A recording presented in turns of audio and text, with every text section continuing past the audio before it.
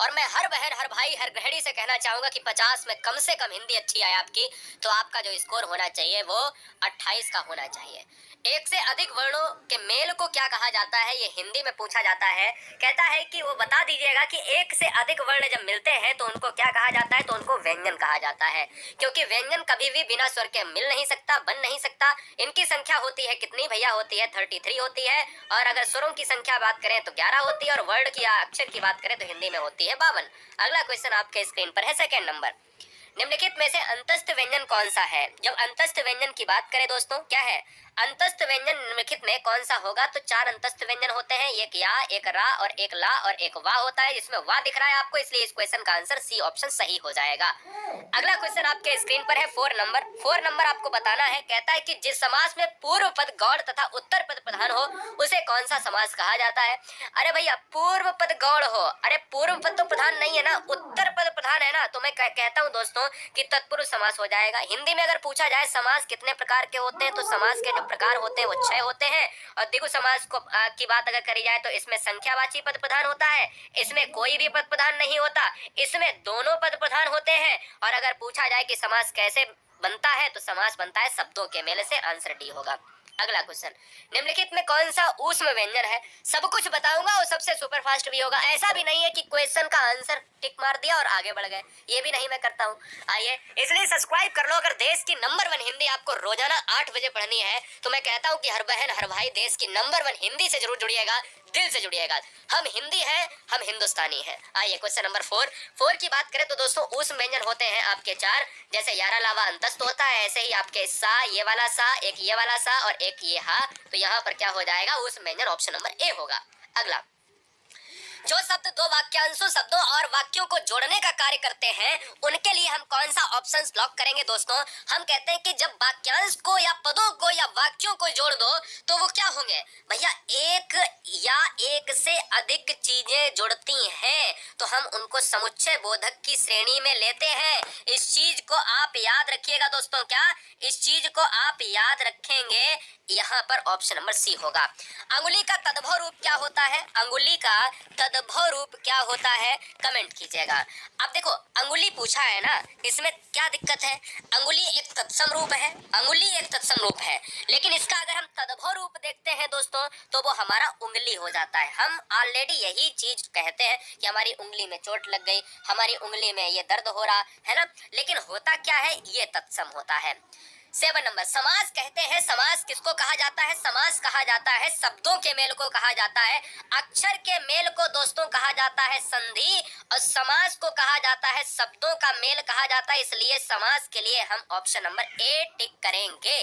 अगला, क्रिया विशेषण एक भेद है। भैया तुरंत सब्सक्राइब कर ले, अगर फेफड़ा फट रहे हैं तो आप तक कुछ न कुछ पहुंच रहा है। क्रिया विशेषण के भेद कितने, यानी क्रिया विशेषण एक भेद है। क्रिया विशेषण का क्या भेद होगा? क्रिया विशेषण से क्या संबंध है? अव्यय का है, विशेषण का है, या फिर निपात का है, या समापिका का है? मैं कहता हूँ अव्यय का हो जाएगा दोस्तों, एक प्रकार का हो जाएगा। यानी अव्यय वो होता है जो लिंग वचन के अनुसार बदलता नहीं है। लिंग बदल लो, वचन बदल लो, कर्ता बदल लो, बदलेगा ही नहीं दोस्तों। कुछ भी करो, कभी बदले ना, वो अव्यय है। अगला, गणेश का पर्यायवाची शब्द क्या होगा? सुधांशु, कुबेर, एकदंत, सुधाकर। यहाँ पर दोस्तों आपको बताना है। अगर मैं आपसे कह देता हूँ, ध्यान दो, अगर मैं आपसे ये कह देता हूँ कि सुधाकर का अर्थ क्या होता है, तो आप ये कहोगे कि सुधाकर को तो चंद्रमा कहा जाता है। अगर मैं आपसे कह देता हूँ दोस्तों सुधांशु का अर्थ क्या होता है, सुधांशु को दोस्तों कहा जाता है, वो भी चंद्रमा कहा जाता है। और अगर मैं कुबेर तो है एकदंत दयावंत, है ना, इसलिए इस क्वेश्चन का आंसर सी। इहलोक का विपरीतार्थक सारे चैप्टर मिलेंगे, ऑल चैप्टर का मॉक टेस्ट। क्वेश्चन नंबर 10 कहता है इहलोक का विपरीतार्थक शब्द बता दो, तो इहलोक का कहा जाता है परलोक। ऑप्शन नंबर डी, इसमें व्याख्या करने की बात है नहीं। उपकार का क्या हो जाएगा? तुरंत बता दो कमेंट करके, अपकार होगा। एक क्वेश्चन लेते हैं, लोकोक्ति से भी लिया है। आए थे हरि भजन को ओटने लगे कपास। आए थे हरि भजन करने के लिए और भैया ओटने लगे कपास। लोकोक्ति का सही अर्थ बता दो। ऑप्शन ए कहता साधुओं की संगति छोड़ देना, ऑप्शन बी कहता वांछित कार्य को छोड़कर अन्य कार्य में लग जाओ, भक्ति छोड़कर व्यापार करने लग जाओ, गृहस्थी के झंझट में फंस जाओ। अब लोकोक्ति का मतलब ये तो है नहीं कि भजन से ही संबंधित हो। हाँ, लोकोक्ति का मतलब यहाँ पर इनडायरेक्टली कह रहा है कि कार्य तो अच्छा करने के लिए आए थे लेकिन अन्य कार्य में लग गए, हरि भजन करने आए थे लेकिन ओटने लगे कपास, तो इसलिए ऑप्शन बी हो जाएगा। 12 नंबर कहता है निम्नलिखित में कौन सा कमल का पर्यायवाची नहीं है। देखो भैया, कुवलय होता है, अंबुज होता है, दुनिया के जितने भी जा वाले शब्द होते हैं, जलज पंकज नीरज धीरज तोयज बारिज, ये सब कमल के हैं। राजीव होता है, अगर दुनिया के जा वाले कमल होते हैं तो दुनिया, ये भी सच है कि दा वाले वो होते हैं बादल। तो जलद देखिए है, जलद ये बादल होता है, इसलिए यहाँ पर बादल का पर्यायवाची जलद है, यही नहीं है पूछा था, ऑप्शन नंबर सी होगा। जो अव्यय वाक्य में किसी शब्द के साथ लगकर विशेष बल प्रदान करते हैं उन्हें क्या कहा जाता है। बड़ा अच्छा प्रश्न है कि अगर कोई वाक्य के साथ लग जाए वो क्या है। देखो, विशेष बल, अब जब भी बल होता है तो बल का प्रयोग केवल निपात में, तुमको यहीं रुकना पड़ेगा, तुमको कल ही जाना पड़ेगा, ये ही वर्ड है ना, जब तक मैं आ जाऊं तब तक तुम यहीं खड़े रहना। याद ये रखना है दोस्तों, जब कोई वाक्य में बल देकर कहा जाए तो वहां पर निपात का प्रयोग होता है। क्वेश्चन नंबर 14 बहुत इंटरेस्टिंग है। हिंदी वर्णमाला में ऊष्म व्यंजन कौन से हैं? वीडियो को लाइक दिल से करना अगर करना, वरना आप ऐसे ही देखते रहो, प्यार ही आपका काफी है। हिंदी वर्णमाला में ऊष्म व्यंजन कौन से हैं? तो दोस्तों मैं आपको बता देता हूँ कि अब देखिए, चाचा जहाँ आते हैं ये तालव्य हैं, ये आते हैं आपके मूर्धन्य हैं, ये आते हैं आपके दंत हैं, ये आते हैं आपके ऊष्म हैं। हमसे ऊष्म व्यंजन पूछा है तो ऊष्म हो जाएगा ऑप्शन नंबर ए। जो व्याकरण जानता है उसके लिए एक शब्द क्या होगा? अरे व्याकरण जो जानता है वो व्याकरणविद हो सकता है लेकिन कभी नहीं होगा, कभी भी ऑप्शन नंबर सी मत लगाना। जो व्याकरण करता है, जो व्याकरण जानता है वो व्याकरण होगा दोस्तों, इसको व्यक्ति की संज्ञा दी जाती है। 16 नंबर, कृदंत प्रत्यय किन शब्दों के साथ जुड़ते हैं? प्रत्यय क्या है? जो पीछे जुड़ता है, किसके? शब्द के पीछे जुड़ता है। कितने प्रकार के होते हैं दोस्तों प्रत्यय? ये होते हैं 2 प्रकार के, एक होता है कृदंत और एक होता है तद्धित। कृदंत प्रत्यय क्रा से कृदंत, क्रा से क्रिया, ये आपको याद रखना है। तो आंसर ऑप्शन नंबर सी हो जाएगा। बोलो अगला क्वेश्चन, जो युद्ध में स्थिर रहता हो उसके लिए क्या होगा? इस क्वेश्चन का आंसर युद्ध स्थविर, युधिष्ठिर, युद्ध थिरक, युद्ध स्थायी। Question number 17 answer option number B. अगला क्वेश्चन 18 नंबर है, कमाल के समान नयन में कौन सा समास होगा? अगर मैं कह दूं कमल के समान, अब देखो कमल के समान होगा तो मतलब कमल नयन, यही तो शब्द है, इसी को तोड़ के इसको लिख दिया। अच्छा, नयन का मतलब होता है आंख होता है, अब जब नयन का मतलब आंख है तो आंख किस तरीके की? कि कमल के समान, और कमल के समान अगर नयन है तो ये बताओ विशेषता है, विशेषता है तो तुलना है, और तुलना है तो विशेषण है, और विशेषण है तो कर्मधारय है, इसलिए इस क्वेश्चन का आंसर सी। आंखों में गणना मुहावरे का अर्थ क्या होगा? दोस्तों बहुत अच्छा प्रश्न है, आंखों में गणना, इस क्वेश्चन का आंसर क्या होगा? कि कोई चीज अगर आंखों में गड़ रही है तो मैं कहता हूं कि वो दोस्तों है कि मन में खटक रही है। क्या है? वो मन में खटक रही है, आंसर ऑप्शन नंबर बी। अब देखो, कोई चीज आंखों को सुहाती है, कोई चीज नहीं सुहाती है, तो मन में जो चीज खटकती है वो आंखों को, यहाँ पर आंखों में गड़ रही है। उन्मूलन का विलोम क्या होगा? अब उन्मूलन का मतलब होता है टू डिस्ट्रॉय। क्या होता है? टू डिस्ट्रॉय होता है। इंग्लिश में अगर मैं बात कर लेता हूँ, खत्म करना, एकदम से मैं कह देता हूँ दोस्तों इसको रुइंड कर दो, है ना, बिल्कुल एबॉलिश कर दो, उन्मूलन कर दो। पेड़ खड़ा है, पेड़ को काट दो तो मतलब उन्मूलन हो गया। इसी उन्मूलन का विलोम होता है रोपण, आंसर हो जाएगा सी। संश्लेषण का विश्लेषण। अब मूल्यन का क्या होगा? कमेंट कीजिएगा फटाफट। अगला क्वेश्चन 21, शुद्ध वर्तनी वाला शब्द आपको बताना है। 4 ऑप्शन दिए हैं, शुद्ध वर्तनी आपको बताना। देखो, कवित्री को कभी भी कवित्री नहीं लिखा जाता है, हमेशा कवइत्री लिखा जाता है। क्या लिखा जाता है? कवइत्री। तदोपरांत को कभी भी तदु तत्परांत लिखा जाएगा, तदो कोई चीज होती ही नहीं है। पूजनीय में हमेशा पूजनीय होता है, कभी भी पूज्य कभी लिखना ही मत। अंत्याक्षरी ही इस क्वेश्चन का आंसर सही होगा, नहीं तो गलती से अगर कोई मेरा भाई कोई बहन ऑप्शन नंबर बी मार रहा है तो मैं कहना चाहूंगा, अगर बी सोच रहे हो तो कभी भी गलती से भी मत मारना, क्योंकि पूजनीय हमेशा लेटर में हम लोग यही लिखते हैं और जो हमेशा गलत लिख के आए हैं। बताओ कभी भी आपने सुना है? लेकिन यही लिखते आए और वो गलत लिखते आए हैं। आंसर हमारा ऑप्शन नंबर ए ही सही है। अगला क्वेश्चन, अच्छा अगर आपको एनसीईआरटी की बात कर लो या गूगल, बहुत से बच्चे कहेंगे सर नहीं मैं तो नहीं मानूंगा, मैं तो पूजनीय मारूंगा, तो मैं तो इतना ही कहूंगा आपसे, या तो मान लो या तो सर्च कर लो, है ना, दिल से जुड़ो, बिल्कुल बहुत बढ़िया, गलत तो पढ़ा नहीं सकता। 22 नंबर, बंदर का तत्सम रूप क्या है? बंदर की मैं बात कर लेता हूँ तो बंदर का तत्सम रूप होगा, मैं कहता हूँ बंदर, बानर हो जाएगा। अब बंदर का जब बानर हो जाएगा तो ये तत्सम क्या होता है? तत्सम होता है, जो हमारा एक क्या होता है? संस्कृत का शब्द होता है। अगला बाजाल, ये बाजाल नहीं होगा, हाँ कह सकते हो बाजाल, सही सही है शब्द, कोई दिक्कत नहीं है। अच्छा, इसका संधि विच्छेद पूछा है, चलो बताओ बाजाल का सही संधि विच्छेद क्या होगा। दो क्वेश्चन बनेंगे। एक तो बनेगा कि सही संधि कौन सी होगी, संधि हो जाएगी व्यंजन संधि हो जाएगी। क्यों? क्योंकि इसमें बाक धन जाल आ रहा है, और जब बाक आ रहा है तो हलंत है, और बाक धन जाल ऑप्शन नंबर ए लॉक हो जाएगा। अगला, बैठे से बगैर बैगार भली, एक लोकोक्ति एक कहावत है, बैठे से बैगार भली, कहावत का सही अर्थ क्या होगा। हम ऑप्शन नंबर ए की बात करें, बैगार की आदत होना, बैठे बैठे बेगार होती है, निरर्थक से कमलाव का काम अच्छा है, या बैगार की आदत ना डालना। मैं कहता हूं दोस्तों, निरर्थक से कमलाव का काम अच्छा है, बैठे से बैगार भली। अगला, यारा लावा व्यंजन को क्या कहा जाता है, तो यारा लावा व्यंजन को कहा जाता है अंतस्थ व्यंजन। इनकी संख्या होती है पूरी 4, इनकी भी संख्या पूरी 4। स्पर्श व्यंजन होते हैं कितने, पूरे 25 होते हैं। क्या मैं कहता हूँ, बिल्कुल दोस्तों 25 होते हैं। अगला, करपट का तद्भव रूप क्या होगा। अरे तो मतलब कंफर्म है कि करपट जो है संस्कृत है, संस्कृत शब्द होगा, मतलब इसका अगर तद्भव देखा जाए तो ये होता है कपड़ा, और कपड़ा तो मतलब ऑप्शन नंबर डी। अगला, निम्नलिखित में से सकर्मक क्रिया बता दो। सकर्मक क्रिया का कॉन्सेप्ट समझ लो, सा माने होता है सहित। क्या होता है, सा माने होता है सहित, और कर्म माने होता है कर्म। जहां पर कर्म साथ में हो, कर्म सहित हो, जैसे जैसे कहता बालक खिलौना पाकर हंसता, हंसना कोई कर्म है नहीं। पक्षी आकाश में उड़ते हैं, कोई कर्म है क्या, पक्षी कोई कर्म कर रहे हैं नहीं दोस्तों।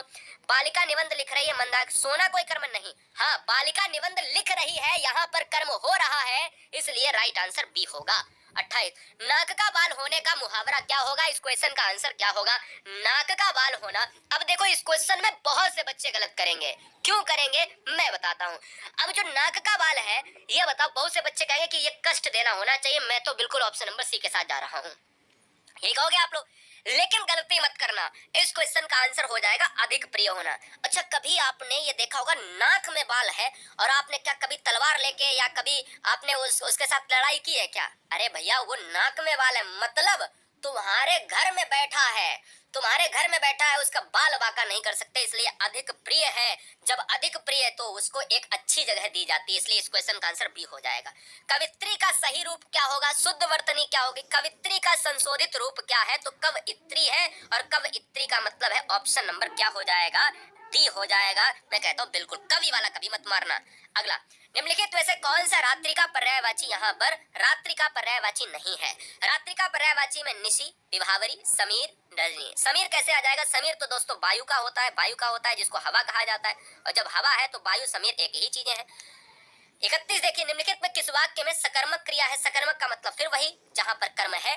हमने कहा हंसना कोई कर्म नहीं, मैंने कहा अगर टहलना कोई कर्म नहीं, मैंने कहा दौड़ना कोई कर्म नहीं।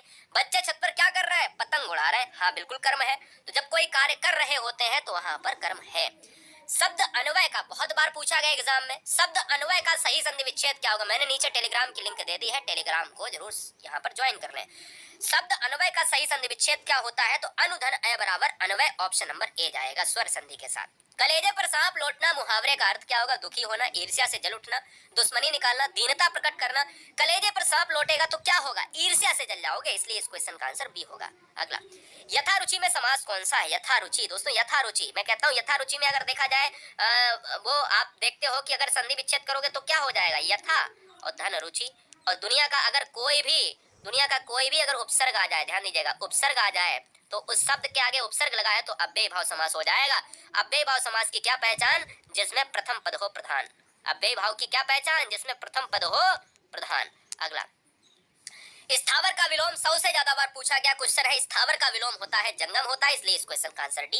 नीचे दिए गए विकल्पों में से तत्सम शब्द का चयन कीजिए। तत्सम शब्द वो होता है जो संस्कृत का होता है। जिस तरीके से आप गेहूं की बात करते हो गोधूम होता है, गोबर की बात करते हो गोमे होता है, और कपड़ा की बात करते हो करपट होता है, आग की बात करते हो अग्नि होता है, इसलिए इस क्वेश्चन का आंसर बी। निम्नलिखित में किस शब्द में गुण संधि है। गुण संधि किसमें होगी, गुण संधि उसी में होगी। गुण संधि की ट्रिक नोट कर लीजिएगा। संधि की अगर मैं बात करता हूँ, दुनिया में कोई शब्द आए तो बीच वाले अक्षर पर अगर कोई एक मात्रा हो, ध्यान दीजिएगा, बीच वाले अक्षर पर एक मात्रा हो तो तुरंत लॉक कर दीजिए। बीच वाला अक्षर ढूंढो, 4 ऑप्शंस में एक मात्रा है, आपको हो गया सर ऑप्शन नंबर डी। मैं कहता हूँ जी हाँ। अगर और एग्जाम्पल देख लो तो सुरेश, और एग्जाम्पल देख लो तो मुनेश। बीच वाला अक्षर पर देखो ऐसी मात्रा है, देखो बा के ऊपर एक मात्रा लगी हुई है वाली, बिल्कुल सही बात है दोस्तों। देवेंद्र हुआ, मुनेन्द्र हुआ, मुनेश हुआ, सुरेश हुआ, महेश हुआ, राकेश हुआ, दिनेश हुआ, है ना, निमेश हुआ। जितने भी ऐसे शब्द हैं उनके ऊपर एक मात्रा ए की हो या एक मात्रा कुछ भी ओ की है, होनी एक मात्रा चाहिए। अगला, उत्पत्ति के आधार पर अगर पूछा जाए क्या कि उत्पत्ति के आधार पर शब्द के भेद होते हैं 4। तत्सम तद्भव देशज विदेशज। क्या? तत्सम तद्भव देशज विदेशज। ये आपको 4 याद रखना है। टीटीडीवी। संस्कृत के ऐसे शब्द जिसे हम ज्यों का त्यों प्रयोग में लाते हैं, जैसा का तैसा प्रयोग में हम लेकर आते हैं, वो तत्सम कहलाते हैं। Option number A. निम्नलिखित में रूढ़ शब्द कौन सा है? रूढ़ शब्द की क्या ट्रिक है? रूढ़ शब्द जितना छोटा है उतना ही छोटा आंसर होगा। अब आप कहोगे सर ये भी ट्रिक है। मैं कहता हूँ 2 ट्रिक बताऊंगा। जितना छोटा है ये उतना छोटा आंसर होगा, पहले ट्रिक। दूसरा, उसका संधि विच्छेद नहीं हो सकता। देख लो, संधि विच्छेद नहीं हो सकता। पा धनसु हो सकता है? नहीं। अगला, शब्द रचना के आधार पर बताइए कौन सा शब्द योग रूढ़ है। योग रूढ़ की ट्रिक क्या है? तो मैं कहता हूँ योग रूढ़ की ट्रिक लिखो। योग रूढ़ की ट्रिक वही है जो दुनिया में बहुब्री समास है। बहुब्री समास, जलज कुशल बिनमय पवित्र। जलज हो जाएगा। जलज अर्थात जो जल में उगता है, कीचड़ में उगता है, अर्थात कमल की बात है। आंसर डी होगा। समास भी यहाँ पर बहुब्री और योग रूढ़ भी हो जाएगा। निम्नलिखित में रूढ़ होगा। बोले सर आपने तो बताया था कि सबसे छोटा हो, लेकिन यहाँ तो तीनों ऑप्शंस में कहीं कहीं 3 ऑप्शंस दिए। तो मैंने कहा दूसरी ट्रिक लगा लो, जिसका संधि विच्छेद ना हो, जिसका संधि विच्छेद ना हो, जो योग रूढ़ ना हो, जो बहुब्री ना हो। तो आप कहोगे सर कैसे? मैंने कहा देखो, मैंने कहा वैभव हो जाएगा इस क्वेश्चन का आंसर। मैंने कहा जा जा वाले तो ये सब कमल है ना, ये जा, कमल पंकज नीरज मलयज धीरज है ना, ये सब जा, और ये कमल है तो कमल का मतलब ये बहुब्री समास, बहुब्री है तो योग रूढ़ हो जाएगा। याद ये रखो कि वैभव का मतलब वै धन भव कर दोगे तो भी संधि विच्छेद नहीं होगा, मतलब जो टुकड़ों में ना बटे। आइए, परीक्षा शब्द निम्नलिखित वर्गों में से किसमें आता है? तो परीक्षा आता है दोस्तों संस्कृत के अंतर्गत आता है, ये तत्सम रूपी है। मजिस्ट्रेट शब्द कैसा है? मजिस्ट्रेट शब्द हमारे यहाँ का तो है नहीं, मतलब क्या है? बाहर का है, और बाहर का है तो ये विदेशज हो जाएगा, तो ऑप्शन नंबर डी हो जाएगा, इंग्लिश शब्द है।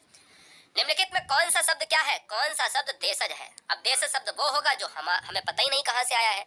लोटा हुआ, बाल्टी हुआ, चिमटा हुआ, फुकनी हुआ, है ना, फुनगी हुआ, करकर हुआ, मरमर हुआ, चरचर हुआ, खिड़की हुआ, खिचड़ी हुआ, है ना, जूता हुआ। ये सब क्या है? ये सब दोस्तों आपके देशज शब्द है जिनकी उत्पत्ति का कोई पता नहीं। योग रूढ़ शब्द कौन सा है? पीला, घुड़सवार, लंबोदर, नाग। हमने कहा योग रूढ़ की क्या पहचान? जो बहुब्री हो। अब इसमें छाटो बहुब्री कौन सी है, कौन सा है? अब देखो बहुब्री है, हमारा ऑप्शन नंबर सी है, इसलिए इस क्वेश्चन का आंसर सी। निम्नलिखित में कौन सा यौगिक शब्द है? अब आ जाइए यौगिक की ट्रिक। तो इसकी ट्रिक, हमने रूढ़ में क्या देखा था? सबसे छोटा, तो रूढ़ यहाँ पर क्या हो जाएगा? रूढ़ यहाँ पर क्या हो जाएगा? या उसका संधि विच्छेद ना कर पाओ। अब यौगिक इसका उल्टा होता है, मतलब यौगिक की ट्रिक है जिसका संधि विच्छेद कर लो, जिसका संधि हो जाए वो यौगिक है, और जिसका संधि ना हो वो हमारा क्या है? रूढ़ है। जिसका हो जाए वो यौगिक है। अब बताओ किसका किसका हो जाएगा? ये भी आपका रूढ़ है, ये भी रूढ़ है, ये भी रूढ़ है, इसका हो जाएगा विद्याधनालय, ऑप्शन नंबर सी। प्रयोग की दृष्टि से सूक्ष्म अंतर व्यक्त करने वाले शब्द क्या कहलाते हैं? जो सूक्ष्म अंतर व्यक्त करते हैं दोस्तों उनको कहा जाता है, लगभग लगभग वो समान होते हैं, समानार्थक कहा जाएगा, ऑप्शन नंबर बी। यौगिक शब्द कौन सा होगा? फिर से दिमाग लगाओ। जिसका संधि विच्छेद हो जाए, जो टूट जाए। जलज योग रूढ़ हो जाएगा, दिन रूढ़ हो जाएगा, पंकज फिर योग रूढ़ हो जाएगा, पाठशाला, पाठ धनशाला, इसका संधि विच्छेद हो गया। और आज का इस वीडियो का